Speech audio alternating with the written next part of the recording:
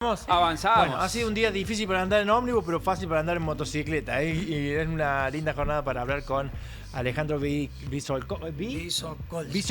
Siempre me atraviento. Es un apellido que él nos va a decir su origen. Es el propietario de la firma Okinoy, una de las fabricantes de motopartes más grandes de Sudamérica y de la República Argentina. Por más que él me diga que no, yo sé que sí. ¿Cómo te va, Alejandro? Bienvenido. Hola, buen día. Bueno, queremos saber cómo se pronuncia el apellido primero. Visokolsky. ¿Y de dónde viene? Es lituano. Lituano. Allá, Europa del Este. Sí, Báltico. Báltico, claro. Báltico. Hermosa zona. Che, ¿y vinieron de muy chiquitos tus bisabuelos? Escaparon, familias que escaparon de las realidades de esos países, ¿no? Ajá.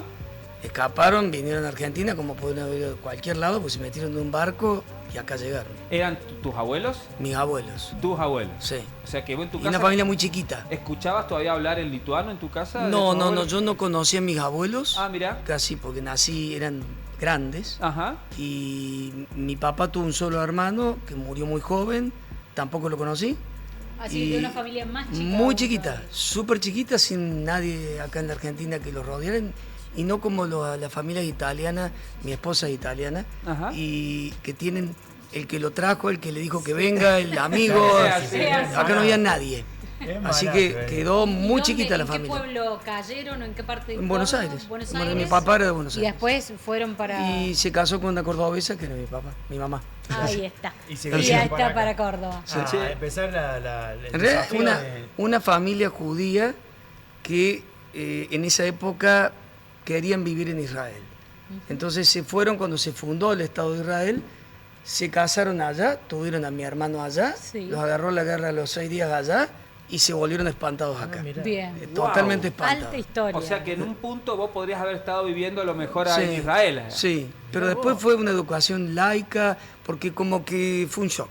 Fue un shock y se argentinizó Se completo todo. argentinizaron totalmente. Mirá vos. Bueno, qué historia, familia, ¿no? Cómo se va cruzando Larga la todo. historia de una familia que está en el empresariado asimilando todos los vaivenes de la Argentina Sí. y hoy compitiendo también con la industria china, ¿no? ¿Cómo es la cosa? Sí, No le tenés miedo a los chinos, no le tienen miedo. Nunca le tuve miedo. Nunca le No, tuviste porque, digamos, yo como ingeniero, soy ingeniero, ¿no? Ingeniero mecánico aeronáutico. Y en el año 89, nos fuimos a Oriente, digo Oriente porque en realidad fuimos a todos los países de Oriente. China no existía, en ese momento China era pobrísima, recién empezaban a aparecer la política de Deng, así que era muy Nada pobre. de que lo que conocemos ahora. No, nada que En ver. ese momento Japón era fuerte, Sí. Tailandia un poquito más, Taiwán ahí, y después tenías los países pobres, Indonesia, Malasia, y fui a todos, a India, Indonesia, Malasia, Taiwán, Vietnam, a todos. Con miras a generar algo que en la Argentina no existía. Había motos muy viejas en ese momento en Argentina, y lo que se vendía era el ciclomotor argentino. Voy a decir marcas, pero Sanelita, la Garelli, la 50 centímetros cúbicos. Esa Eran los característica. 80, era eso. Era eso. Era eso. No había mercado de moto más grande. Habían, pero Muchos japonesas, lo que ¿no? quedó posterior a los japoneses de Martínez II. de Puerto Ah, Martínez, claro, ¿no? Kawasaki Que Honda, quedaba- poquito. Sí, que quedaba eso. Suzuki, Y Yamaha. quedaba el recuerdo, pero en general la gente se movía en esas motitos chiquitas. No movíamos. Así que, sí. Escucha, esta idea que pensaste en motos, ¿se te vino a vos porque te gustaban las motos? No, mi papá fue uno de los que hizo la Puma. ahora O sea, en el ahora año vamos 60. entendiendo un No, poco viene cómo la viene historia. Mirá cómo vamos para adelante y para todo el tiempo, la ¿eh? pasión. Así que tu viejo Sí. es uno de los tipos que creó la Puma. No creó, la Puma la hicieron otros, pero la hizo el IME. Sí. Pero en ese Industria Mecánica del Estado, ¿verdad? Exacto. La hicieron el IME, pero la realidad es que de ahí salió una enorme bola de profesionales, cascada de claro. gente que se dedicó a eso. ¿Y que ahí bajó la pasión? ¿Tu papá bajó la pasión No, en tu mi casa? papá, o mi no? papá era un peletero en Buenos Aires, que no tenía idea de nada sin educación. Bien. Lo único que quiso toda la vida es educar a los hijos, nada más. Y a los tres nos hizo estudiar, era en lo mejor, porque era su falencia.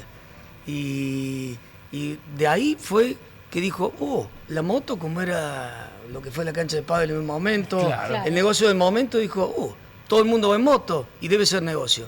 Ahí arrancó. Ah, mirá, una Porque mirada. del IME Sí. salieron muchos que fabricaban la Puma en garajes de casa. casa. Claro, con un torno a lo Sí, mejor. con lo que se podía.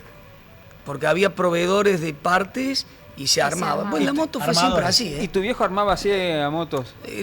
Mi papá se asoció con los Luján en aquel momento. Ajá. Y él les hacía la parte comercial de... Y decís, la moto fue siempre así. Hoy también pensás que... Porque son todas armadurías, siempre. Siempre está el partista y el armador de partes y el que diseña y hace a los armadores de partes hacer las cosas. ¿Y qué partes están ustedes trabajando ahora? ¿Cuáles son las partes estrellas que fabrican ustedes en esta industria tan importante que Lo van que llevando? fabricamos generalmente para terminales, porque le probamos a casi todas las terminales, son las carrocerías. Mayoritariamente las carrocerías. Baterías, carrocerías, pero todo lo que se ve pintadito. Eso. ¿Y por mirá. qué ustedes se especializaron en eso, en carrocerías? Porque yo. Sí, lo ¿por hice qué? eso. ¿Por qué? ¿Por qué? Porque te contaba que en el 89 exploré. Sí. Y vi el mundo. Y empecé a entender que el mundo fabricaba allá, pero empecé a entender cómo fabricaba allá. ¿Por qué cada cosa sí y otra cosa no? Y entonces empecé a evaluar que había 4 patas en una industria, que, digamos, mano de obra, energía, materia prima, financiación. Son las 4 patas que toda industria tiene. Bueno, y dije, ¿cuál de todas estas en Argentina es estable? Nunca, porque yo desde que nací vivo en la anormalidad. En la inestabilidad. Entonces, El mar dije, esto argentino fluctúa. En la Argentina un día te regalan la luz, el otro día te la cobran el triple. En la Argentina la financiación un día es regalada y el otro día te saca la fábrica. Entonces, un día la mano de obra es regalada y otro día es carísima. O sea, todo esto tenés que... Y yo como ingeniero dije, voy a flexibilizar la cosa. Si un proceso industrial lo voy a dividir en pedacitos y voy a tener una industria que sea flexible. Voy a hacer las etapas productivas que sean convenientes en cada momento. Para poder adaptarte A distintos escenarios. a cómo O sea viene que alguna de ahora- esas patas. Si te falta alguna, podés Industria ver. adaptable. Una industria adaptable, porque por ahí, Qué bárbaro. por ejemplo, hasta hace 8 meses, un año, Sí. hacíamos hasta el packaging. Y hoy ya no hacemos el packaging. Porque no te conviene. No me conviene. Bueno, ¿y qué Entonces- pasa con esto de la intención de abrir tanto las importaciones por parte del gobierno nacional? Bueno, a mí ¿Cómo no lo me, afrontan ustedes? afecta, te diría que me conviene. Pero no puedo decir que lo mío sea la regla. ¿Por Pero qué te justamente conviene? porque es flexible o porque... Primero porque soy flexible, porque desde el vamos dije, puedo no ser un industrial dogmático, decir que iba a hacer todo, sino me adapto a hacer la etapa que en la Argentina se pueda hacer. Ahora, tenés que tener, pienso, buena maquinaria y buena mano de obra. Claro, la mano de obra es adaptable, también es flexible. La tenés que crear, la tenés que De educar. cero. Capacitar. La tenés que educar, le tenés que hacer entender el concepto. ¿Cuándo nació Quinoy? Como nombre Okinoy, en los 90, porque la realidad es que cuando muere mi papá en el 87, era unipersonal a nombre de él. Entonces tuvimos que crear otro nombre. ¿Que Cuando- salió de dónde? Se nos metió en una historia particular, ¿no? Sí, porque soy muy animalero, rescatista de animales, me encantan. Sí. ¿Y entonces qué apareció? Mis 2 perros de chico, Okebon y Noacet, hicieron Okinoy. Sí, no decime hacer re como lindo. la papa y Porque los perros en ese momento eran perros de posición y los perros de posición tienen la particularidad de que toda la lechigada tienen nombres genéricos para identificarla. Ajá. Entonces los que son criadores, por ejemplo, el perro macho mío era Okebon. Y eran Okebon, Rumba, Melita y Amor, 4 galletitas. Bueno, no me imaginaba que podía... ¿Y qué raza de Me perro mata porque era? todo tiene un proceso mecánico, ¿viste? Como taca, taca, taca. ¿Qué razas eran? Eran los Basset Hound, esos orejudos. Sí, Ay, sí. Grandotes orejudos. Eran raros en esa época. Eran muy raros. En los Bueno, 90 así que eran súper Okinoy raros. nació ahí en el 87 como nombre y Sí. después sí fue creciendo Sí. a lo largo del tiempo Sí.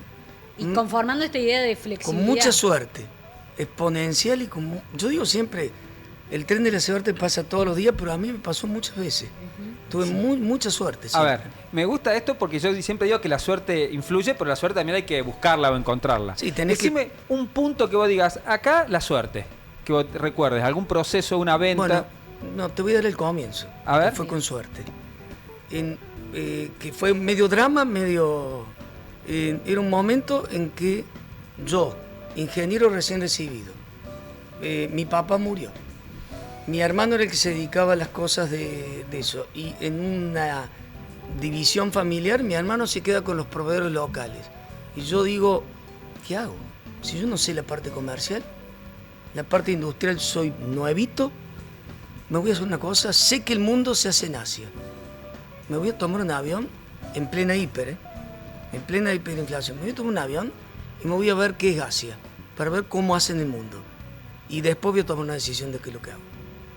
Y fui y me exploré todos los países de Asia. Perdóname, llegaba y decía, ¿qué tal? ¿Cómo le va? Alejandro, de San Francisco, de Córdoba, ¿qué hago?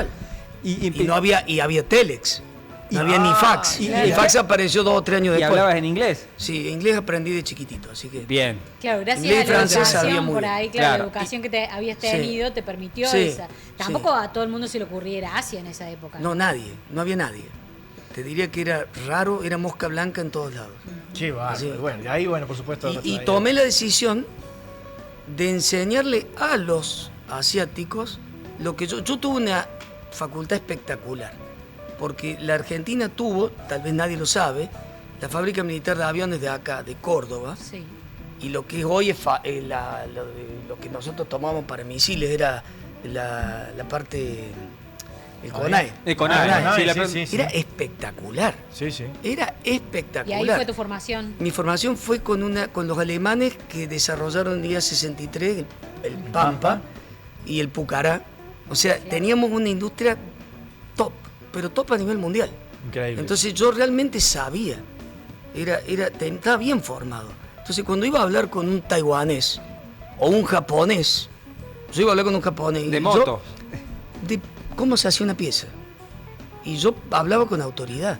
Y hablaba de cosas porque la industria aeronáutica estaba adelantada a la industria de la moto. Claro. Entonces yo podía hablar con mucha autoridad con ellos. Yo podía decirle, yo sé lo que estoy haciendo. Sí, conocía el Y hacerlo material. distinto, que está mal. Y me daban bola, o sea... Y ahí fue el intercambio también. Claro, y ahí Sirvió. aprendí. O sea, ahí trabajaste también en Asia. No es que trabajé, les enseñé, después de mucho, a hacer las cosas bien, a los rubros míos. Y tuvieron la suerte ellos de encontrarme a mí, yo la suerte de encontrarlos a ellos.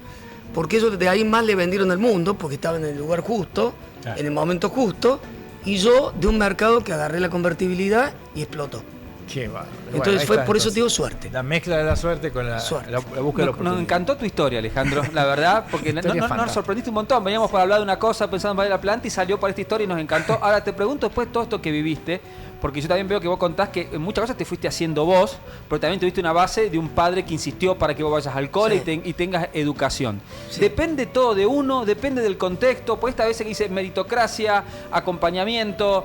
No creo que las dos cosas van de la mano, vas como escalando despacito. ¿no es ¿Cómo cierto? lo ves vos? Te podés formar y si no tenés la habilidad de instalarte en el medio en donde vivís, pasas a ser un desastre. Es la habilidad blanda de la que Sí. tanto se habla hoy. digamos. Claro, tenés que acompañar a la formación porque si no vas a pasar como te vas a Londres y te agarra un ingeniero italiano que está sirviendo en una mesa.